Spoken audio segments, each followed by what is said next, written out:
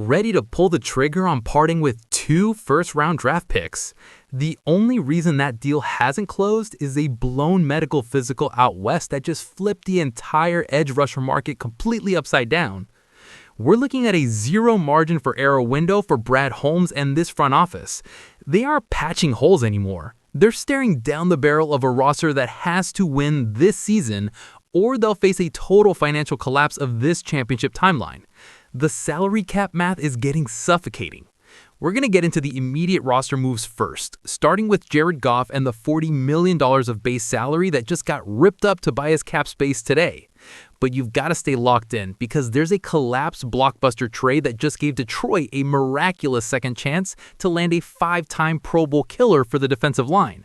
I'll show you exactly how that failed knee physical just handed Brad Holmes the ultimate bargaining chip at the very end of this tape. If you want real, unfiltered roster analysis instead of front office PR spin, hit the like button. Let's get to the numbers. Let's talk about the guy carrying that $40 million bag. We're talking about Jared Goff. Every fan needs to understand what just happened with his contract. Earlier this month, Holmes had to find a way to get us some cash for 2026. The plan was simple but massive. They took $40 million of Goff's base salary and flipped it into a signing bonus. That move instantly freed up $32 million in cap space. They also slapped a void year onto the deal, which dragged Goff's 2026 cap hit down to $37.6 million, but sets up a massive dead money landmine for 2027. That's the definition of kicking the can down the road. It gives us the liquidity we desperately need today, but it means the bill's going to be brutal later. We're mortgaging the future to win right now. But there's more to it than just shifting the numbers. A hidden clause just kicked in. According to SpotTrack, $18 million of Goff's deal is automatically and fully guaranteed. He's locked in, and the money's real. Goff is currently riding that huge 4-year, $212 million extension he signed back in 2024. At the time, that deal made him the second highest paid quarterback on the planet, making $53 million a year. Only Joe Burrow was making more. And to be fair, Goff played out of his mind in 2025 to prove he was worth the cash. He slung the rock for 4,564 yards and hit 32 touchdowns. He was second in the NFL in both of those categories. His passer rating was sitting at 105.5, which was the third best in the league. That massive extension proved that the front office and Goff were locked in together. Remember, Goff showed up here in 2021. He was just the guy we got when we shipped Matthew Stafford off to the Rams. Nobody knew if Goff was going to stick around or if he was just a placeholder. But by April 2024, he made it crystal clear where his head was at.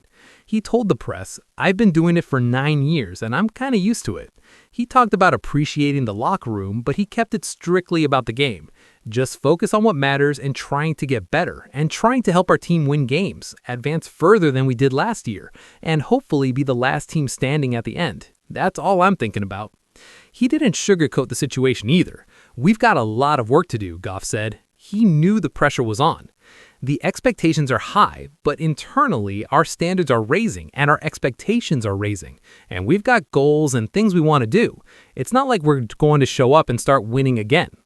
He was right. You don't get handed Lombardi trophies for previous success. The market adjusts, coordinators figure you out, and if you don't evolve, you get left behind. Let's look at the actual cost of failure. In 2024, this team operated at peak efficiency. We went 15-2 in the regular season and locked down the NFC North for the second year in a row. But then the playoffs hit and the structural flaws were exposed. We took a brutal home loss of the Washington Commanders. That game wasn't just a loss, it was a massive negative return on investment for a roster built to win right then and right there. Then we rolled into 2025 and the reality was completely different.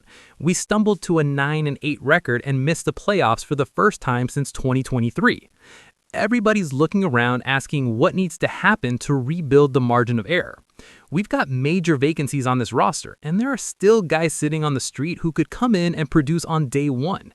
It's a definitive window. Brad Holmes bought us the $32 million in cap space. He put the chips on the table. We need to see if he's going to allocate it to the right assets or if we're just going to burn capital again. Because even though the initial frenzy of free agency is in the rearview mirror, and yeah, the Lions plugged a few holes, we still have glaring structural weaknesses staring us right in the face. Brad Holmes spent the first wave throwing money at the offensive line in the secondary, bringing in guys like center Cade and corner Roger McCreary. If we keep spending on proven veterans, it takes the heat off having to hit home runs in the draft. Mays and McCreary are solid band-aids, but let's be real, you don't win a Super Bowl with just band-aids. We still need absolute game wreckers, especially on the defensive front, or it's going to be another short season. With all that cap tension hanging over our heads, we can't just go shopping for the most expensive toys on the shelf. But there are still battle-tested veterans on the market, or recently available, who could walk into Allen Park and start for us in 2026. We don't need pretty, we need tough. If Brad Holmes wants to fix this defense without breaking the bank, he needs to be aggressive with these targets. First up is Mike Danna. This guy's a Detroit native who started out grinding at Central Michigan before finishing up his college ball down the road at the University of Michigan. The Kansas City Chiefs grabbed him in the 5th round back in the 2020 draft, and over his 6 years there, he stacked up 23.5 career sacks and put 2 Super Bowl rings on his fingers. He just got cut this offseason because the Chiefs are in cap hell and couldn't afford him. Getting cut as a cap casualty doesn't mean the asset is depreciated. Dan has operational experience in a championship system, making him exactly the kind of cost-effective rotational piece Brad Holmes needs to exploit. His snap count definitely took a hit in 2025. He was only on the field for 42% of the Chiefs' defensive plays. But he's still got enough juice rushing the passer to be a dangerous rotational piece opposite Aiden Hutchinson.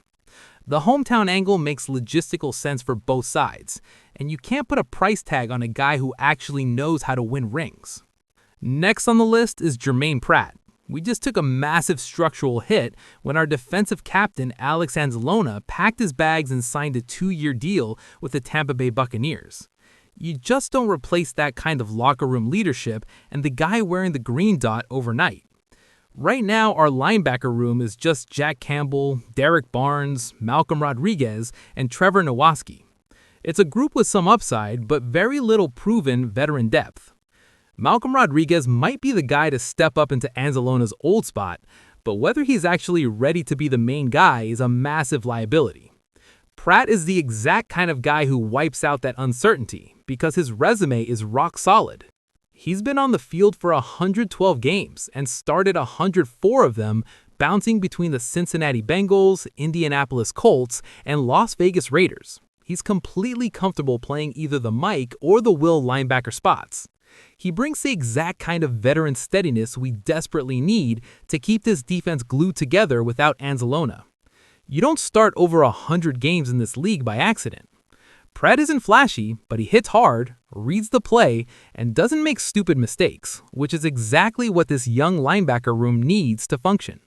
Finally, look at AJ Epinesa. He was a prime target until the Cleveland Browns snatched him up on a 1-year deal just this week. This is exactly the kind of budget-friendly arbitrage Brad Holmes missed out on. In Buffalo, he dragged quarterbacks down for 24 sacks and blew up plays in the backfield with 29 tackles for loss. But the craziest part about his game is that he actually drops back and covers. He's got 4 career interceptions, which is something most edge rushers wouldn't even dream of pulling off. Having an edge guy who can actually sniff out a screen pass or drop into a zone is a nightmare for opposing offensive coordinators. It completely alters how the quarterback calculates the field. His numbers in 2025 weren't exactly mind-blowing. He managed 2.5 sacks over 16 games. But you gotta remember, he was mostly just a rotational piece in Buffalo's defensive system. Outside of the 13 games he started back in 2024, he's never really been the main guy. Getting him out of Buffalo could have completely changed his output. He sets a hard edge against a run, and his style fits perfectly into what Kelvin Shepard wants to do with this defense. Sometimes an asset just needs a scheme change to maximize output. Securing a guy like that on a budget is exactly the type of low-risk, high-reward move the Lions need to target. But if you think the free agency wire is wild, just wait. How things are moving on the trade front is even crazier. A massive name from one of our divisional rivals is quietly bubbling up as one of the most practical targets Detroit could acquire this offseason. That's because the real monster move, the one that actually changes the defensive metrics for this franchise, is going to happen through a trade. Brad Holmes has been playing it safe and taking his time, but we all know the glaring vacancy on this roster. We're desperate for a legitimate edge rusher to line up across from Aiden Hutchinson. And right now, the most dangerous guy packing his bags is sitting right in our own division, Jonathan Greenard up in Minnesota. Let's look at how things are moving. On March 13th, Jordan Schultz went on 105.3 The Fan and dropped the hammer. The Vikings are actively shopping Greenard, and the phone's ringing off the hook. But here's the massive catch. Schultz pointed out that Greenard wants a brand new contract, and that demand is exactly why Minnesota's trying to dump him. Let's break down the money. Greenard's sitting in year 3 of a massive 4-year, $76 million deal. He walked into the Vikings front office and asked for a restructure and a raise, either tweaking the current money or ripping it up for an extension with heavy cash on the back end. Minnesota flat out told him no. Now they're fielding offers and they're demanding a day 2 draft pick to let him walk. For Detroit, our best piece of ammo left in the 2026 draft is the 50th overall pick. But sending the number 50 pick straight up for Greenard is paying a little too much. The smart play, the deal that actually balances the books, is shipping that 50th pick to Minnesota, and in return, we get Greenard plus their 163rd pick in the 5th round. It evens the scales. Draft picks are just lottery tickets. Greenard's a proven commodity. If you can swap a second for a double-digit sack guy and get a 5th rounder back for depth, you execute that trade before the Vikings hang up the phone. He turns 29 in May, so he's still sitting right in his prime production window. PFF ranked him as the 18th best edge defender out of 115 guys in 2025. Even in just 12 games last year, he racked up 47 quarterback pressures. But here's the reality that nobody's talking about. The Philadelphia Eagles and the Dallas Cowboys are already on the phone with Minnesota. If Detroit wants this done, they've got to stop evaluating and pull the trigger. And keep all that leverage in mind, because just when you thought the pass rush picture was locked in, a fresh report just dropped that rips open a conversation I thought was dead and buried. I'm talking about the situation out west. Everyone spent the last couple of weeks questioning Brad Holmes for letting Al-Quadin Muhammad walk out the door without a backup plan. But this massive bomb that just dropped is giving the Lions a huge second chance to fix this defense in a way nobody forecasted. We all thought the sweepstakes were completely closed. The Baltimore Ravens actually had a handshake deal to send 2 first-round picks to the Las Vegas Raiders for the 5-time Pro Bowler. It was a done deal. Then the whole thing completely fell apart. Baltimore backed out at the last second because Maxx Crosby actually failed his physical. He's dealing with complications from that recently repaired knee.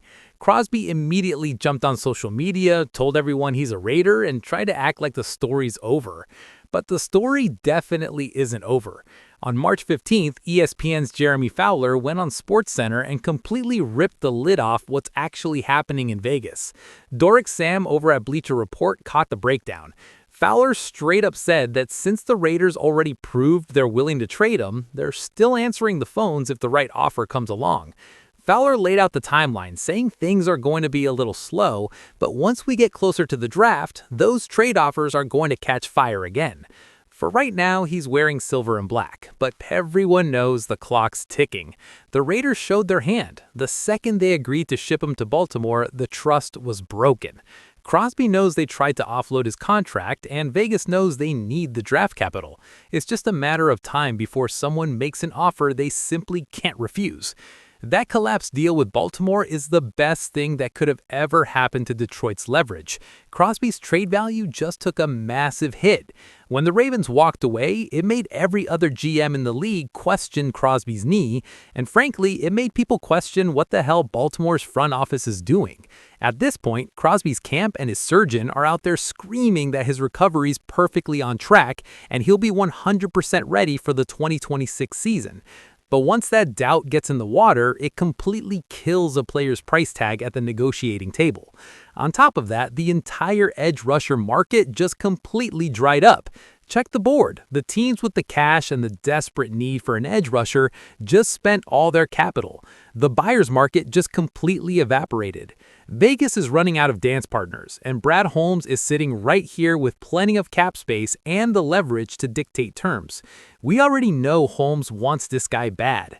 Back in late February at the NFL Combine, the reports made it crystal clear that Detroit wasn't just window shopping.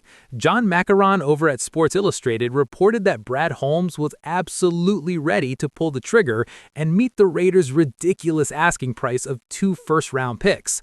McCreary wrote that Holmes was completely willing to get aggressive and part ways with those 2 first-rounders. He said the entire Lions coaching staff and front office agreed that bringing Crosby to Detroit instantly makes this team a legitimate Super Bowl contender. That tells you everything you need to know about the strategy inside Allen Park. Dan Campbell and Brad Holmes aren't playing for next year. They looked at a 2-pick price tag for a guy with a busted knee and didn't even blink because they know Crosby's the final piece of the puzzle. Right now, we're holding the 17th and 50th overall picks in the 2026 draft. That's a vastly superior package than whatever Chicago's trying to scrape together with their 25th and 57th picks. We don't know for sure if Holmes is going to pick the phone back up as the draft gets closer, but the entire reality around Crosby just flipped upside down, and the Lions are sitting in the absolute best spot to capitalize on the chaos. If Holmes lands Crosby on a discount because Baltimore got cold feet, that's the kind of ruthless front office execution that wins championships. Hit that like button and subscribe if you want to keep tracking this cap space chess match right up until draft night.